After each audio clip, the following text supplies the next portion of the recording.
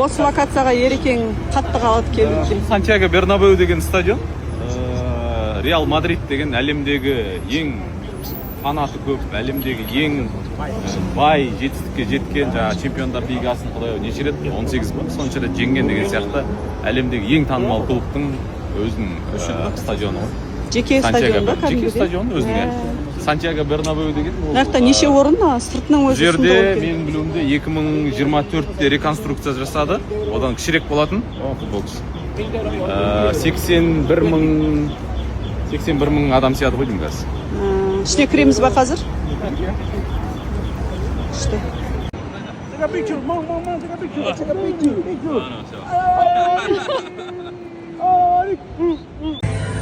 Реал Мадридтің музейі, Чемпиондар лигасының кубогы.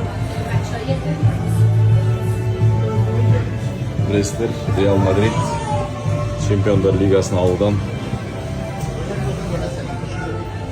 әлемдік рекорд 15 мәрте Чемпиондар лигасын жеңген.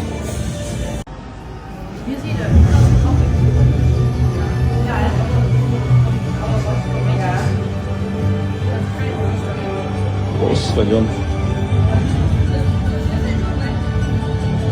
футбол тарихынан, футбол жылнамасынан, кәдімгі жалпы футболдың өзінен біздегі бір мәдени мұра деген сияқты бір бағдарлама жасап, футболды бір тұтас эпохаға, тұтас бір культке айналдырған, мәдениетке айналдырған, бүкіл әлемдегі миллиондаған адамның өміріне әсер еткен клуб болып тұр ғой. Бұл музейге кәдімгі футбол жылнамасын жазған, Аладоптың аламанын жазған менің Сәкен ағам келсе, кәдімгі бір ай жүретін сияқты осы жерде. Біз футболды енді көріп бастаған, ауылда енді футбол көріп бастаған кездегі біздің кумирлар 2000 жылдардағы жігіттер ғой. Бізді футболға ғашық қалған, бізді поколениен, бізді футболды жақсы көргізген осы жігіттер ғой. Рауль десе бір кәдімгі аты да әдемі, өзі де әдемі, голдары да бір эстетичный әдемі. Тұтас эпоха ғой. Галактикас, мынау Флорентино Перес осы галактикасты құрып, ең әлемдегі ең жұлдыз, ең танымал, ең атақты футболистерден құрам құрады. Жаңағы Раульден, Зиданнан, баяғы Зубастик, Роналдо, Луиш Фигу. Мынау енді менің нағыз жақсы көретін жігітім Дэвид Бекхэм. Менде Бекхэмнің футболкасы болған. Жеті деген. Мына Флорентино осыны құрды ғой, галактикасы деп. Ең звездный футболистерден состав жасады. Бірақ бұл состав ешқандай жеңіске жете алған жоқ қызық болғанда. Құр жұлдыздар неге шешпейді екен? Құр жұлдыздар ештеңе шешпейді екен қызық болғанда. Жұлдыз болған кеше байтер бір-бірінің амбициясына. Реал футболшылары алған алтын доптар да осында тұр. Бұл көшірмес ме екен? Мен дәл түсінбедім, шын айтсам.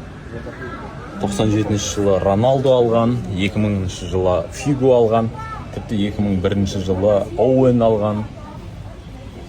Сондай-ақ мені үнемі таңғалдыратын қорғаушының алған алтын добы 2006 жылы әлем чемпионы болған кезде Фабио Каннаваро алған. Енді баяғы Ди Стефано біздің көрмеген кісілеріміз. Криштиану бар, енді ол кейінгі кезеңдер бар. Кака, Ди Стефано бар екен. Барлығы да бесеуі де Роналду алған 5 алтын доп. Жетістіктердің бәрінің артында тұрған мына ақсақал. Біз ақсақалдарды дереу шал кет деген сияқты сөздермен айтамыз ғой. Болды, жастарға орын бер деп. Бірақ өзінің тәжірибесімен, мудростымен осынша жетістіктің артында мына жерде де бір әдемі белгілепті кәдімгідей. Биіктен қарап Реалды басқарып тұрған ақсақал. Біз футболды көріп бастаған кезде Реал Мадрид 98 жылдары осы футболкамен жүретін. Мынау да 98-2000 жылдарға дейін осымен ойнады. Одан кейін енді мынау жаңағы Галактикастың Siemens атақты мобайл телефондар жарнамасын жасап, бірақ одан кейін Рахат мырза не болған білесіз ба? Шал кетпе. Жоқ, Siemens телефондарын жарнамалады, бірақ Siemens жүрмей қалды, телефондар өтпей қалды. Неге онда? Икер мырза Касилияс алған алтын қолғап. баяғы футбол халыққа не Уго Санчес деген қателеспесем бұл мексикалық футболшы болу керек. Мынау баяғы Роналдо Назарионың алған алтын бутсасы. Мынау кейінгі Роналдо Криштианудың алған алтын бутсасы. Енді ары қарайдың барлығы осы құдай біледі деп айтайын. Криштиану Роналдоның бутсасы шығар барлығы. Міне былтырғы алған өткен аяқталған сезондағы Мбаппе мырзаның дейді. Біздің түрік бауырымыз Арда Güler де осы Реал Мадридте ойнайды. Арда Güler айтпақшы чемпионат мира қалдырып. Арда Güler мырза. Мынау Чуамени, Лунинмен салыстырған кезде кәдімгі бала болып қалады екен. Баскетбол командасының да аяқ киімі. Баяғыда біреу базарға барып 42-ші размер беріңізші деген ғой. Сөйтсе сатушы айтады дейді, 42-ші размерден кейін бізде кешіріңіз сумкалар басталады деп. Сол сияқты сумка аяқ киімдер. Морис Оксфорд. Персональный Сантьяго Бернабеудің персональный машинасы деген сөз бар, мен түсінбедім. Біздің баяғы газ 21 мет Волгаға қатты ұқсас көлік екен. Тіпті ручкаларына дейін.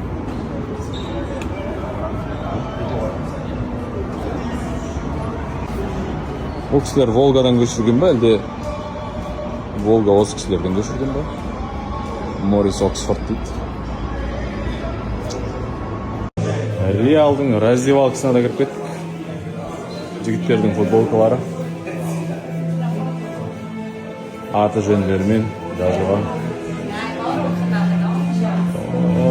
Гонсало, тағы да Арда Güler. Ары қарай кете береміз. Чуамени, украинец Лунин, Трент, Родриго, Мбаппе және Мұрат Ишан. Сала де Пренса, пресс-конференция өтетін Реал Мадридтің бөлмесіне де келдік. Журналист болғаннан кейін мұндай жерлер бізге өте ыстық. Реалдың бапкерлері, Серхио Рамостар отырған жерлер ғой, капитандар. Под трибунный помещение декеміз, Реал Мадрид. Екі жерде ойыншылар тұрады. Сосын былай қарай алаңға шығып кететін жеріне де келіп тұрмыз. Достар, кәдімгі футболшылардың алаңға беттейтін жеріне келіп тұрмыз. Міне сіздерге атмосфера. Міне сіздерге Реал Мадрид.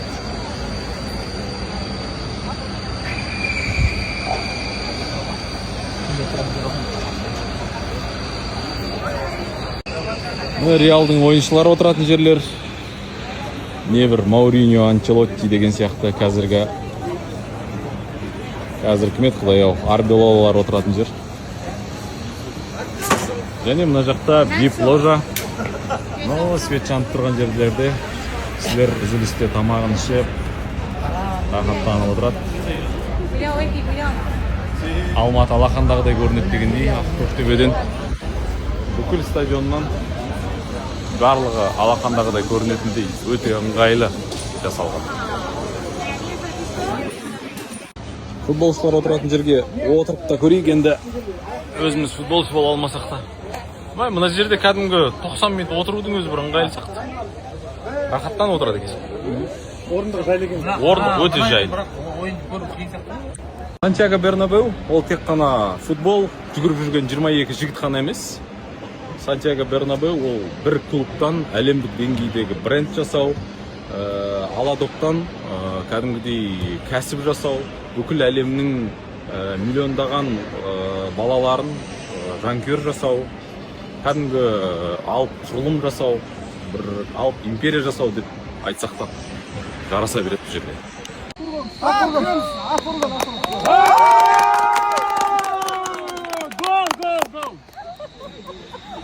Осыны шыққанда атас ер Біздің командамыздың осындай сәл қияли бір түрліліктері бар осы. Амал жоқ, шыдап жүрмін мен, достар. Оңай емес. Сабыр қыласыздар. Жоқ футболды елестетіп көргізіп жатыр дейсің. Шақырып жатсыңдар. Күтіңдер мені. Müritlerim tünger meni. Я вас благословляю. Қызық жоқ, бұл жалғанда деген ой үстінде кетіп бара жатыр өркен. Неге ол ойға келдіңіз сонда? Жас кезде бір нәрсені ести сүйесің, соны бір өмірде мәнісі келді көресің, бірақ енді 40-тан асқаннан кейін 40 плюс адамдар түсінеді. Не отыз дүниеде бір баян ештеңе жоқ деген түсінесің енді. Не нәрсені жақсы көрсең. Оны неге Реал Мадридке байлап айтып жатыр сонда? Формула 1 жарайды.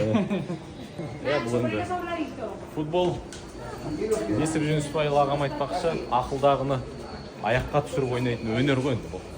Футболды мен бірінші кезекте өнер деп бағалаймын. Туалет кармайсың. Бұл өнер. Туалет Мына извращенец.